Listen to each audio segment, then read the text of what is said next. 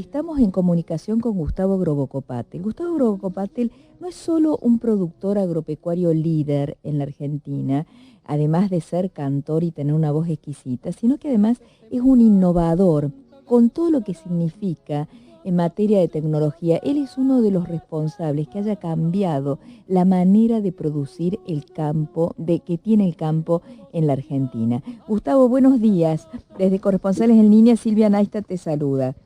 ¿Qué tal? Buen día, Silvio. Un gusto saludarte. Lo mismo. Gustavo, contanos, ¿hay crisis en la soja? Bueno, sí. Como bien vos anticipabas, convergen ahora una serie de cuestiones que hacen que la rentabilidad de la soja sea negativa en muchos lugares y muy bajas en otros. Entonces, los incentivos para aumentar la producción o para seguir produciendo realmente desaparecieron. Eso implica que haya que revisar algunas de las políticas y que haya que atender este problema. Si bien yo considero que hay cosas que son pasajeras, por ejemplo el precio, hay otras que sí son estructurales y que deberían revisarse para que el proceso de desarrollo que hemos tenido siga manteniéndose o siga creciendo como venía siendo hasta hace algunos años. ¿Qué cosas deberían revisarse, Gustavo? Mira, yo creo que las cuestiones que afectan al comercio y a la transparencia en el comercio es muy importante, porque si no hay un comercio transparente, no hay señales transparentes para todos los actores de la cadena. Entonces muchas veces hay captura de rentabilidades entre uno y otro que hace que algunos sectores, algunos eslabones de la cadena se desincentiven, especialmente en el área de producción. O sea, el productor en general siempre es el más perjudicado en ese sentido. Y el otro es la presión impositiva. Era una presión impositiva para otra ecuación económica. La ecuación económica ahora es diferente y hay que revisar. O sea, lo que alguna vez fue renta extraordinaria, ahora son pérdidas extraordinarias. Entonces justamente va a haber que revisarlo. Sí. Ana Barón. Gustavo, te habla Ana Barón, desde Nueva York. ¿Qué tal? Un gusto saludarte, Ana. Encantada de conocerte también. Oye, te quería preguntar, debido a estos problemas que justamente mencionabas, sobre el problema de la transparencia o el problema impositivo, ¿vos crees que los productores van a dejar de producir? Evidentemente hay muchos que tienen problemas de inundaciones, pero inclusive los que no tienen problemas de inundaciones en la provincia de Buenos Aires, ¿te parece que van a dejar de sembrar? ¿Cuál va a ser la decisión? Mira, la decisión de los productores en general no es una decisión automática, no es como en una fábrica donde apagás la luz o prendés la luz. El productor tampoco tiene demasiadas opciones, entonces hay una cierta inelasticidad, digamos, en la toma de decisiones. Sin embargo, lo que estamos viendo es que en áreas especialmente llamadas marginales, como el noreste, el noroeste, algunas zonas del sur de Córdoba, San Luis, no solamente la pérdida de rentabilidad, sino la falta de acceso a la financiación o una financiación muy cara, hace que en este momento mucha gente piensa que va a haber una caída en la superficie sembrada. Para que te des una idea, Argentina en general, sumando todos los cultivos, siembra alrededor de 32, 33 millones de hectáreas. Se espera que pueda llegar a haber alrededor de 1 millón de hectáreas menos. Y la otra cuestión que hay es la, disminución de área de maíz y reemplazo por soja, porque justamente en el sistema impositivo que tenemos, los cultivos más castigados son el trigo, el maíz y el girasol. Entonces la gente va a lo que pierde menos. Una pregunta, ahora te saluda Gustavo, mucho gusto en conocerte, también te saluda Silvia Pisani desde Washington, sabés que esto más que un fogón de campo es un viaje internacional. Una de las dudas que tengo, vos sabés que hemos visto todos en las noticias la aparición de silos bolsas rotos, hemos escuchado también noticias de bandas que han aparecido en campos. La pregunta es, ¿qué está pasando? ¿A qué se atribuyen estos ataques? y si puede ser una presión de algún tipo para forzar alguna venta o forzar alguna acción comercial. ¿Qué ves vos detrás de esto?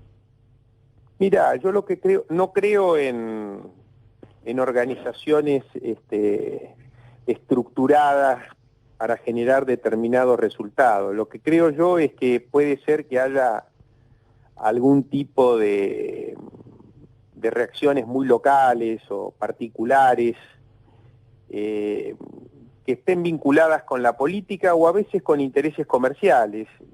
Otros años hemos visto, por ejemplo, que a veces hay algún tipo de disputa entre los transportistas y los acopios o los productores y hay algún tipo de vendetta de ese tipo, ¿no? Pero yo no creo que sea una acción deliberada desde la política para impulsar la venta. Y también, bueno, es conocida mi opinión sobre que el productor finalmente tiene que vender, porque la soja que tiene guardada es para ir pagando las cuentas. Y ese dinero se le va terminando, o sea que a lo largo del año, o este año, o principios del que viene, esa soja no puede quedar en las bolsas, tiene que salir en algún momento. Entonces, lo que hay puede hacer es un pequeño corrimiento en el momento de venta, pero finalmente se termina vendiendo. Gustavo, ¿qué tal? ¿Cómo le va? Paula Lugones desde Washington, mucho gusto. ¿Qué tal? ¿Cómo te va, Paula? Bien, otra jugadora del equipo internacional. Quería preguntarte ya de alguna manera sintetizado bastante cómo es la situación de un productor agropecuario bajo este gobierno. ¿Cuál es la expectativa que hay sobre la política agrícola en un próximo gobierno? ¿Qué es lo que esperan? Mira, en general las expectativas son buenas, primero porque los fundamentos son buenos. Te podría dar un ejemplo. Por ejemplo, para cambiar la competitividad del sector en Argentina, hacen falta firmar 2 o 3 decretos, ni siquiera cambiar leyes. O sea, la competitividad en Argentina se cambia en un segundo. Por ejemplo, en Brasil, para cambiar la competitividad del sistema agrícola en Brasil se necesita infraestructura, mejorar el stock del capital humano, transformar el sistema impositivo que verdaderamente es endiablado porque es muy federal. Todas estas medidas en Brasil llevan años o décadas. Es decir que hay fundamentos en Argentina como para revertir este proceso rápidamente y en general todos los candidatos, inclusive los que vienen desde el oficialismo, entienden que hay cuestiones que hay que rectificar, no solo en la política impositiva, sino en los temas comerciales. Entonces, en general, todos estamos con cierto optimismo por la renovación, ¿no?, del gobierno. Hola, sí, Gustavo. Sí, vos te escucho dijiste, bien. Bárbaro, vos dijiste al principio, medio como al pasar, que pensabas que esta caída en el precio de las commodities era pasajero. O sea, ¿pensás que, por ejemplo, la soja va a recuperar terreno? Sí, yo lo que creo que hay una cuestión estructural que es la cuestión de la demanda. Eso vino para quedarse. Aún con caídas en los crecimientos de China, lo que vemos es que la tendencia en los cambios en los hábitos alimenticios y el aumento de la demanda es algo consistente, que no tiene volatilidad, sino que viene creciendo de la misma forma aún en las crisis, por ejemplo, como la del 2008. El aumento de la oferta no es estructural, es coyuntural. Es una cosecha récord en Estados Unidos y una expectativa sobre Brasil básicamente muy alta. Y eso debería corregirse o porque hay un efecto climático que hace que baje la oferta o porque la misma reducción de los precios desincentiva la oferta. Entonces, yo creo que hay un rango de precios que es sostenido y que está por encima del precio actual que tenemos en el mercado. ¿Y cuánto sería? ¿De cuánto, en qué rango estás pensando? ¿Ah? Eso es muy difícil, porque hay muchas otras cosas.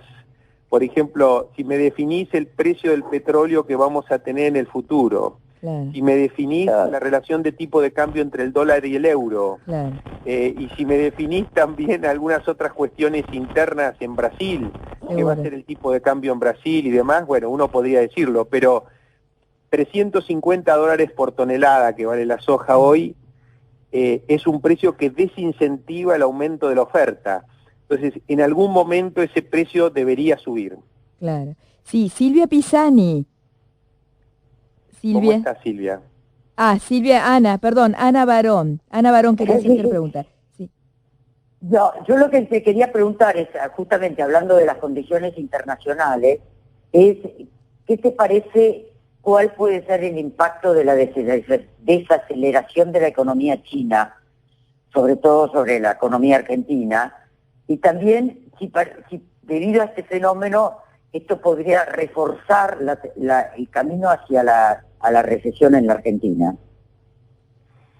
Bueno, mira, la última vez que yo estuve en China, escuché decir a la gente, a los políticos, que ellos tienen previsto una desaceleración del crecimiento y tienen como si fuera un plan al 2030, donde esperan que haya un rango de crecimiento hasta el 2020 entre el 5 y el 7%, entre el 2020 y el 2030 entre el 4 y el 5%, y obviamente después del 2030 tasas de crecimiento más bajas, que son lógicas.